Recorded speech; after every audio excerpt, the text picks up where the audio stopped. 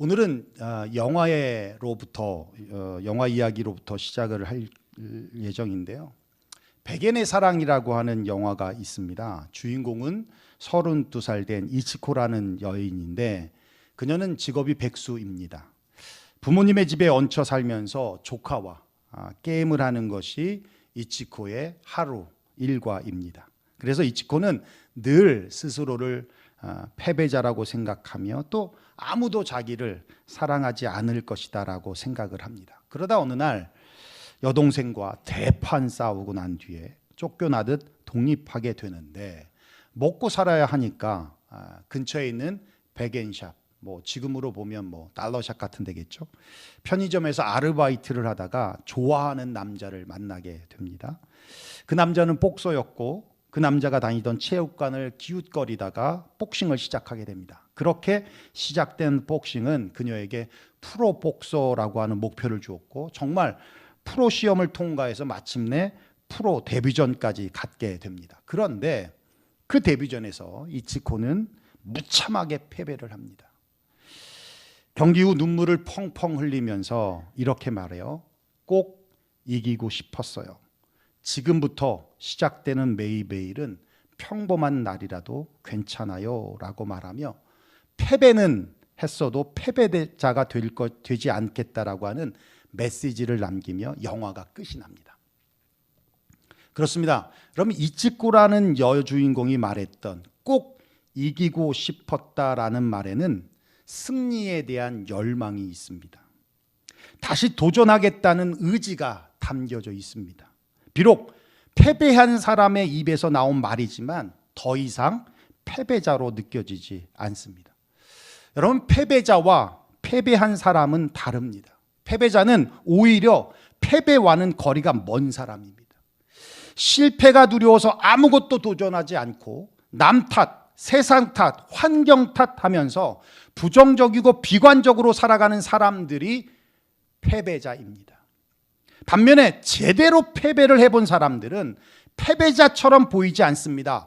졌지만 이기고 싶다고 생각합니다.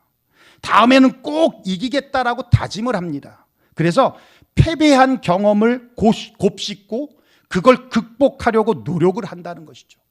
그런데 중요한 것은 패배자에게는 아무런 일도 일어나지 않지만 패배한 사람에게는 승리의 씨앗이 심겨지고 언젠간 맺혀질 승리의 열매에 대한 기대감으로 의욕이 일어난다는 거예요.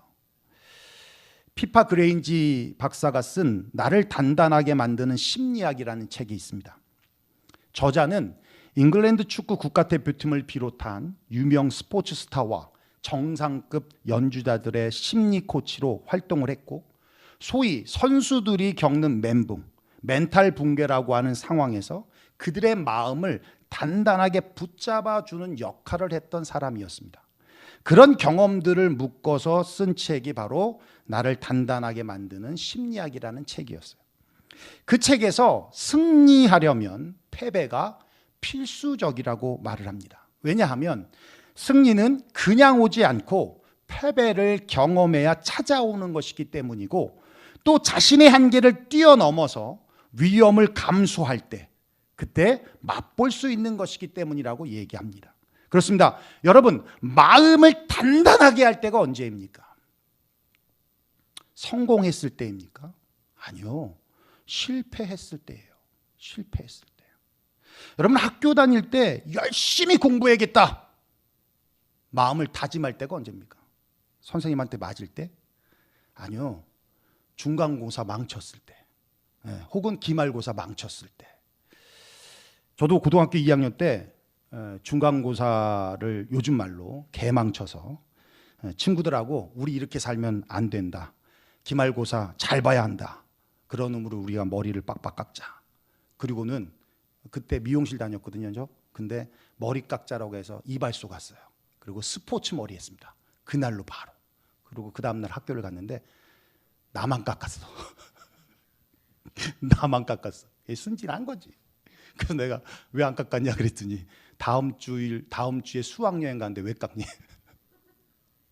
근데 수학여행 사진을 보면 다 머리가 빡빡이에요. 가뜩이나 본판이 안 좋은데 근데 그런 사진은, 보고 싶지 않은 사진은 잃어버리지도 않아요. 예. 그래가지고 버리기엔 좀 아깝고 남들 보자니 부끄러워서 숨겨놓는 그런 사진. 예. 우리 집에 오시면 숨겨져 있습니다. 예. 찾는 분에게 선물을 드리겠습니다. 실패했을 때. 예. 그래서 실패해서 승리가 자라난다라고 하는 것입니다. 이제 카타르 월드컵이 얼마 남지 않았습니다. 예. 저 같은 축구인에게는 아주 큰 축제죠. 예. 근데 한국 축구 대표팀의 핵심 선수인 손흥민 선수의 부상으로 비상이 걸렸습니다. 같은 조에 편성되어 있는 우루과이나 가나나 포르투갈은 사실상 전력적으로 보면 실력이나 기술적인 면에서 우리가 밀리는 상황이죠. 거기다가 믿고 있던, 또 의지하고 있던 손흥민 선수마저 부상을 당해서 월드컵에 출전하느냐 못하느냐에 대한 불분명한 가운데 있다라는 뉴스가 나왔을 때 저 같은 축구인들은요, 입맛이 없을 정도로 마음에 심란함이 있습니다. 그런데 지난 목요일 손흥민 선수의 SNS 계정에서 글이 하나 올라왔는데 이렇게 쓰여져 있어요. 지난 2년여의 시간 동안 여러분이 참고 견디며 써온 마스크를 생각하면 월드컵 경기에서 쓰게 될 저의 마스크는 아무것도 아닐 것입니다. 단 1%의 가능성만 있다면 그 가능성을 보며 얼마 남지 않은 시간 앞만 보며 달려가겠습니다. 부상으로 인해 월드컵에 출전할 수 없는 패배와 같은 상황에서 패배자가 되지 않고 1%의 가능성만으로도 월드컵에 도전하겠다라고 하는, 마스크 쓰고라도 월드컵에 도전하겠다라고 하는 그의 의지는 팀원들에게 승리를 굶주리게 했고 저 같은 축구인들에게 국뽕이 올라올 만큼 큰 기대감을 주었습니다. 부상이라고 하는 실패가 월드컵에 대한 승리를 더 열망하게 만들고 마음을 더 단단하게 만들더라는 것이죠. 믿음으로 살아가는 그리스도인의 삶도 다르지 않다고 생각합니다. 믿음으로 살아가는 삶에는 반드시 고난이 따릅니다. 핍박도 있고요, 시련도 찾아옵니다. 그럴 때 믿음의 회의를 하거나 믿음의 줄을 놔버리면서 세상과 같은 길을 걷는다면 그게 진짜 패배자의 모습이고 그게 진짜 실패자로서 고난을 피해 떠났지만 더 큰 고난이 찾아오게 되고요, 편안한 삶을 살려고 피했지만 더 큰 염려와 걱정 가운데 살게 되더라는 것이죠. 오히려 고난의 때에 마음을 단단히 해보십시오. 그러면 고난도 피해갑니다. 믿음을 굳게 해보십시오. 시련 속에서 승리의 꽃이 피게 되는 것을 보게 될 것입니다. 그리고 감사해 보십시오. 주님의 예비하심과 닫혔던 문이 열리는 축복을 경험하게 된다라는 것입니다. 오늘 본문은 바로 그런 내용을 담고 있습니다. 사도행전 16장은 함께 했던 바나바와 결별을 하고요, 실라와 함께 바울이 2차 전도 여행을 시작하는 기록을 하고 있거든요. 2차 전도 여행의 시작점이 여러분 지도를 보시면 아시겠지만 안디옥이라는 곳에서 출발해서 더베와 루스드라라는 지역으로 출발하게 됩니다. 사실 이 지역은 바울이 1차 전도 여행 때 심한 핍박을 받았던 곳입니다. 어느 정도냐면 사도행전 14장 19절인데요. 우리 한번 읽어볼까요? 시작. 유대인들이 안디옥과 이고니온에서 와서 무리를 충동하니 그들이 돌로 바울을 쳐서 죽은 줄로 알고 시외로 끌어내치니라. 예, 비시디 안디옥과 이고니온에서부터 바울을 죽이기 위해 뒤쫓아온 유대인들이 바울을 모함하며 선동해서 루스드라 사람들을 자극하고 그 선동에 넘어간 루스드라 사람들이 유대인들과 함께 바울에게 돌을 던졌습니다. 그 돌팔매질이 얼마나 심했던지 바울이 맞아서 피투성이가 돼서 쓰러졌는데 사람들이 다 보고는 죽었다라고 할 정도로 그렇게 매질을 당해서 성 밖으로 내팽개 쳐져버린 곳이 바로 루스드라와 더베라는 곳이었어요. 돌에 맞아 죽을 뻔했던 그곳으로 어쩔 수 없이 간 것이 아니라 스스로 제 발로 다시 찾아가더라고요. 바울에게 돌을 던졌던 그 사람들이 여전히 그곳에 살고 있습니다. 그 말은 또 다시 죽음의 돌팔매질을 당할 가능성이 얼마든지 있다라고 하는 의미입니다. 그런데 그런 위험을 감수하고 바울은 또 그곳을 가더라는 거예요. 무슨 말입니까? 돌에 맞아 죽을 뻔했던 경험들이 믿음과 마음을 위축시킨 것이 아니라, 그렇게 작용된 것이 아니라 더 굳게 했다는 거예요. 더 단단하고 확고하게 만들었다는 겁니다. 또 돌에 맞아서 죽어도 좋다라고 할 만큼 바울의 사명감과 현실의 위험이나 위협보다 그 바울의 사명감이 더 충만해졌다라는 얘기입니다. 여러분, 정말 대단하지 않습니까? 우리는 조금 어려운 일 만나면 쉽게 포기하고 좌절하고 허무함을 느끼고 세상에 살고 싶다라고 여기지 않을 만큼 그런 말을 서슴지 않고 우리는 하는데, 돌에 맞아 죽을 뻔했던 그곳을 다시 가는데 두려워하지 않아요. 와. 우리나라의 수도가 각 가정마다 보편화되기 전에는요, 우물을 파서 물을 길었든지 아니면 파이프를 박아서요 펌프를 사용했습니다. 저 어릴 때 시골 친척 집에 가면요, 저 집집마다 펌프가 있었거든요. 해보신 분들 아시죠?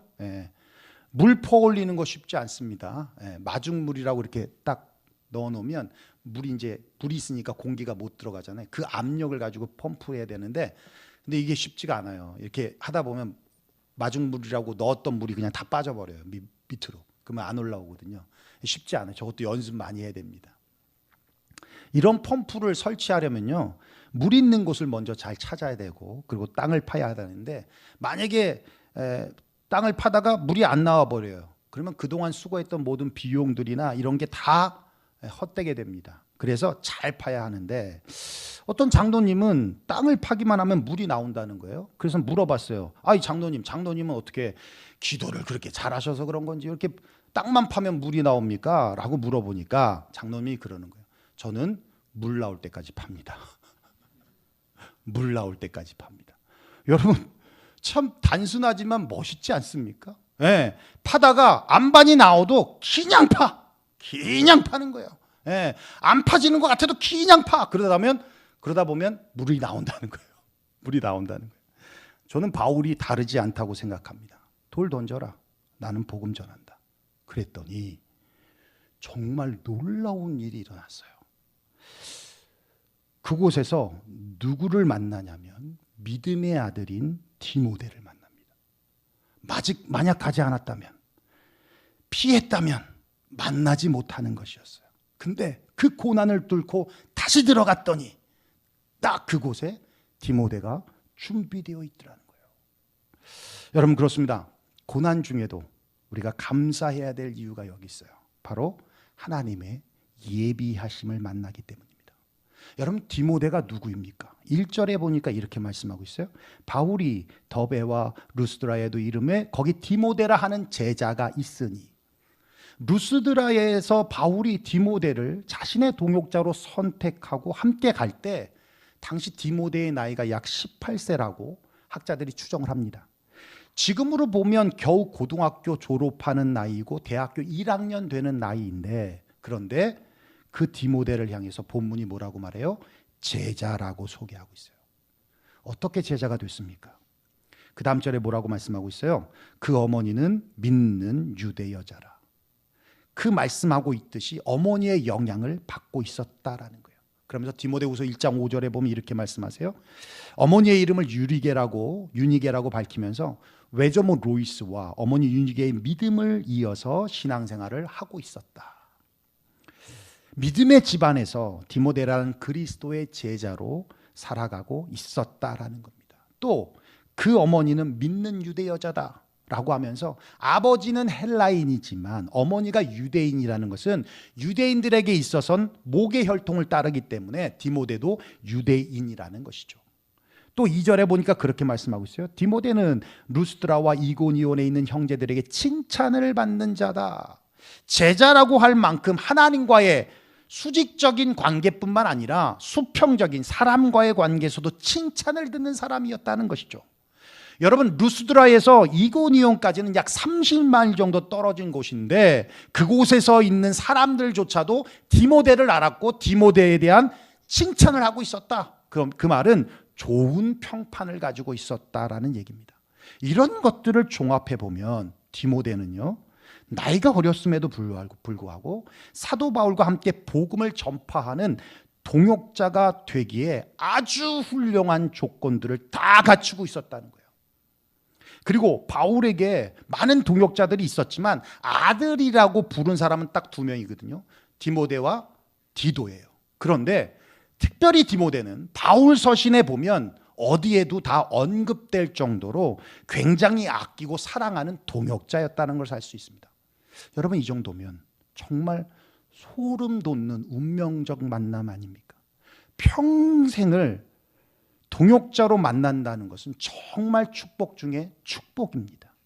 이런 운명적인 만남이 그냥 이루어진 것이 아니라 고난에 굴하지 않는 믿음에서 나왔다는 거예요. 어쩌면 사탄은 이런 운명적인 만남을 방해하려고 사람들을 선동해서 바울에게 돌팔매질을 했을지도 모릅니다. 그런데 바울은 사탄의 계략에 넘어가지 않았어요. 내가 그렇다고 못 갈 줄 알았지, 안 갈 줄 알았지 라고 오히려 우습게 여기면서 돌에 맞아 죽을 뻔했던 그곳으로 다시 가게 되더라는 거예요. 돌에 맞으면 맞을수록 믿음이 더욱 강해졌더라는 거예요. 사명감은 더욱 충만해졌다는 겁니다.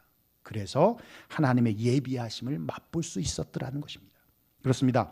여러분, 고난 중에도 감사해야 될 이유가 있다면 바로 디모데가 준비되어 있기 때문입니다. 사랑하는 성도 여러분, 2022년을 어떻게 보내셨습니까? 어찌 즐겁고 감사한 일들만 있었겠습니까? 힘든 일도 있고 어려운 고난의 과정을 거쳐 가시는 분들도 계실 거라고 생각이 듭니다. 더 믿음을 굳게 붙잡으십시오. 더 마음을 단단하게 만드십시오. 그리고 감사하십시오. 하나님께서 분명히 디모데와 같은 도울 자를 예비해 놓으셨습니다. 뿐만 아니라 디모데와 같이 완벽한 그 무엇인가를 예비해 놓으신 줄로 믿습니다. 둘째는 그거예요. 고난 중에도 감사해야 될 이유는 바로 고난을 통해 하늘의 문이 열리기 때문입니다. 5절에 보면 이렇게 말씀하고 있어요. 이에 여러 교회가 믿음이 더 굳건해지고 수가 날마다 늘어가니라. 여러분, 핍박이 거센 지옥으로 가면 당연히 핍박이 더 거셀 것이라고 예상합니다. 근데 우리의 예상과는 다르게 그곳에서 전도의 문이 활짝 열렸습니다. 복음의 문이 활짝 열렸습니다. 운명적 만남인 디모데를 만나서 교회가 더 든든하게 세워져 가고 있습니다. 하늘의 문이 열렸다라는 얘기입니다. 그렇습니다. 여러분, 승리는 패배를 먹고 자라는 것처럼 복음은 고난을 먹고 자라며 하나님의 축복은 희생이라는 피 흘림이 없고서는 결코 찾아오지 않는다라는 얘기입니다. 하늘이 열리는 순간이 어느 때입니까? 인간이 가장 절망적인 순간으로 연약해져 있을 때, 해가 저물어 가고 빈손으로 있을 때, 할 수 없다라고 하는 자신의 한계를 느낄 때, 그때 하늘이 열립니다. 야곱이 언제 열린 하늘을 보았습니까? 형 에서의 낯을 피하여서 밧다나람이라고 하는 한 번도 가보지 못한 길을 갈 때, 베델이라는 곳에서 돌베개를 베고 잠을 잘 때 아니었습니까? 얼마나 외롭고 무섭고 춥고 두려웠겠습니까? 그때 꿈에 하나님께서 야곱에게 나타나셔서 내가 너와 함께 있어, 내가 어디로 가든지 너를 지키며 너를 이끌어 다시 이 땅으로 돌아오게 할 것이다. 내가 내게 허락한 것을 다 이루기까지 너를 떠나지 아니하겠다. 그 약속의 말씀을 그때 주시지 않았습니까? 에스겔이 언제 하늘이 열렸습니까? 나라가 망해서 다시 회복될 수 없다라고 하는 절망의 순간을 만났을 때, 포로로 잡혀서 바벨론 강가를 거닐고 있을 때였습니다. 그때 하늘이 열리며 환상이 보여졌습니다. 스데반에게 언제 하늘이 열렸습니까? 돌에 맞는 순교의 현장에서 열렸습니다. 여러분, 하늘이 열린다는 것은 하나님의 모든 약속을 다 이루어내신 예수 그리스도를 본다는 것이고, 막혔던 문이 열린다는 것이고, 풀리지 않던 문제들이 풀린다는 것입니다. 그게 하늘이 열리는 거예요. 지난 9월 태풍 흰남노라고 하는 그 태풍이 한반도 남부 지역을 관통하면서 많은 피해를 줬습니다. 그때 경북 포항의 한 아파트 지하 주차장에서 차를 빼려다가 갑자기 불어난 물에 순식간에 고립되어서 15살 된 아들을 잃고 15시간 만에 극적으로 구조된 분이 계시는데요. 김은숙 집사님이라고, 그분이 지금 간증을 참 많이 하고 다니십니다. 그 간증을 들었어요. 정말 뉴스에 나오는 그런 일들이 자신에게 닥칠 줄을 몰랐다고 말씀하시면서 이번 일을 겪으며 가장 사랑하는 막내 늦둥이 아들을 잃었지만 세상의 모든 아이들을 품기로 했다고, 제게 닥친 엄청난 이 어려움을 통해 하나님의 그 놀라운 비밀과 하나님의 사랑과 세상과 비교할 수 없는 큰 은혜를 새롭게 깨닫게 되었다라고 고백을 합니다.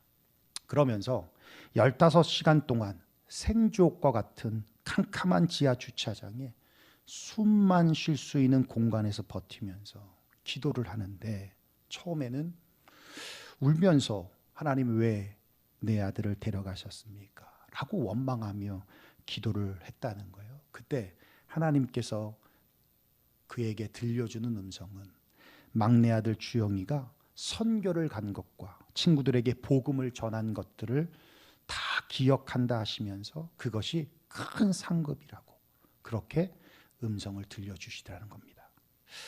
그 고난 중에서도 그 깜깜한 그 지하 주차장 속에서 감사가 터졌다는 거예요. 그리고는 하나님 왜 저는 안 데려가셨습니까? 왜 아들만 데려가시고 저는 안 데려가셨습니까? 라고 묻자 사도행전 20장 24절의 말씀이 떠오르면서 나의 달려갈 길과 주 예수께 받은 사명 곧 하나님의 은혜의 복음을 증거하는 일을 마치려면 나의 생명을 조금 더 귀한 것으로 여기지 아니하겠다라고 하는 이 말씀과 함께 아직 내게는 사명이 남아있기 때문에 너는 여기 남아있어야 한다라는 말씀을 주시더라는 겁니다. 그 후에 정말 극적으로 구조가 되면서 그럼에도 불구하고 여전히 현실을 받아들일 수 없는 상황에서 하나님께서 중환자실에서 수액을 맞는 중에 아들에 대한 3번의 환상을 보여주시는데, 첫 번째 환상은 너무 아름다운 초원에 아이가 달려가는 뒷모습을 보여주시고, 두 번째 환상은 그 초원에 맑고 잔잔한 강 같은 호수를 보여주시면서 아들이 춤을 추며 신나게 달려가는 모습을 보여주셨고, 세 번째 환상은 그 초원에서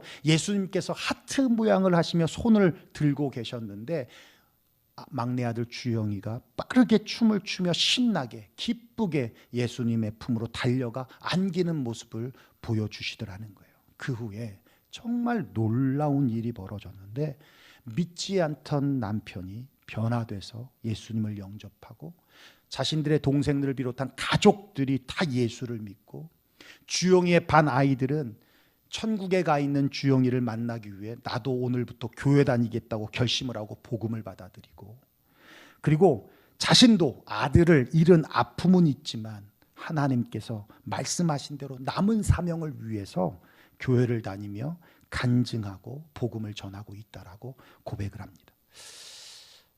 저도 그 간증 들으면서 참 많이 울었는데요. 우리가 가지고 있는 이 믿음은 정말 귀하다. 제게 닥친 엄청난 이 어려움을 통해 하나님의 그 놀라운 비밀과 하나님의 사랑하심과 세상과 비교할 수 없는 그 큰 은혜를 새롭게 깨달았다라고 하는 이 고백이 어찌 자식 잃은 부모의 입에서 나올 수 있는 고백이라고 할 수 있겠습니까? 믿음이 없으면 이 고백 못합니다. 믿음이 없으면 말할 수 없는 고난 중에도 꽃을 피워낼 수 있는 것이 믿음입니다. 하나님이 우리에게 주신 이 선물인 이 믿음이 정말 정말 귀하고 소중하고 가치 있는 것이다. 우리가 하나님의 계획을 다 이해할 수는 없지만 고난 가운데 하늘이 열리고 하나님을 만나고 복음의 문이 열리고 전도의 문이 열리고 그것이 곧 축복의 문이 되고, 사랑하는 성도 여러분, 고난 가운데 감사하십시오. 고난을 통해 닫힌 문이 열리고 막힌 문이 열리고 풀리지 않던 문제가 풀리는 축복이 임하기 때문입니다. 여러분이 가지고 있는 그 믿음 결코 아무것도 아닌 것이 아니라 성경은 분명히 말씀합니다. 세상을 이기는 힘이 믿음이라고. 세상이 감당할 수 없는 것이 믿음이라고. 그렇습니다. 고난과 시험과 핍박 참 어려운 단어입니다. 그런데 어느 누구도 삶에서 열외될 수 없는, 누구나 경험하는 단어입니다. 그러나 주님은 그 고난 속에 축복을 숨겨놨습니다. 시험은 어렵지만 그 시험을 담대히 통과하면 하나님의 예비하심을 경험하게 될 것이고 삶에 풀리지 않는 문제들이 풀어지게 되는 놀라운 축복을 경험하게 될 것입니다. 여러분, 고난할 때 마음을 단단하게 붙잡으십시오. 그리고 믿음을 굳건하게 해보십시오. 그리고 감사해 보십시오. 주님의 예비하심과 닫혔던 문이 열리는 축복을 경험하게 될 것입니다. 2022년 한 해가 얼마 남지 않았는데 어떤 상황에서도 감사를 잃지 않는 우리 유용의 성도님들 되시기를 주의 이름으로 축원합니다. 기도하겠습니다.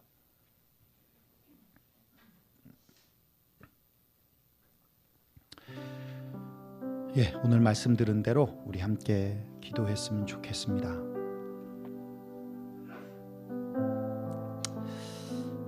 자식 잃은 부모가 어떻게 이렇게 고백할 수 있을까? 어찌 슬픔이 없겠습니까? 어찌 아픔이 없겠습니까? 어찌 그리움이 없겠습니까? 어찌 회한이 없겠습니까? 그 참혼을 내가 나오는 게 아니라 우리 아들이 나왔어야 하는데, 나 혼자 지하 주차장에 갔어야 되는데 왜 아들이 따라가려고 하는 것을 말리지 않았을까? 어찌 후회가 없겠습니까? 근데 믿음이 있기에 이겨낼 수 있는 힘을 주님이 주시더라는 것이죠. 별것 아닌 것 같이 여겼던 그 믿음이 우리의 삶을 이끌고 있습니다. 우리의 인생을 이끌어가고 있습니다. 때로는 우리 삶에 고난이 찾아올 때 있고요, 시험이 올 때도 있고요, 정말 내가 할 수 없는 어떤 어려운 환경에 맞닥뜨릴 때도 있기도 합니다. 마치 홍해를 두고 건너가야 될 상황이 되기도 하는데, 홍해를 가르지 않으시는 하나님이라 할지라도 홍해 위를 걷게 하시는 주님임을 우리는 믿어야 합니다. 그 고난에 패배하여 주저앉아 버리고 다시는 하지 않겠다라고 피하고 도망친다면 그게 진짜 실패자요, 그게 진짜 패배자입니다. 부상을 당해도 어려움을 만나도 하겠다라고 하는 열의와 열망과 더 마음을 단단히 하고 믿음을 굳게 하며 하나님 앞에 고정시켜버리면 그 고난 뒤에 오는 축복을 우리는 경험하게 될 것입니다. 하늘의 문이 열리는 그 놀라운 경험들을 우리는 하게 될 줄로 믿습니다. 우리 시간 말씀 들은 대로 우리 함께 우리에게 주신 이 믿음에 감사하며 어떤 상황에도 감사를 잃지 않고 하나님 앞에 서겠다라는 그 고백이 있는 귀한 시간 되길 원합니다. 말씀 드린 대로 함께 기도하며 나아갑니다. 고마우신 우리 아버지 하나님, 감사와 영광을 하나님 앞에 올려드립니다.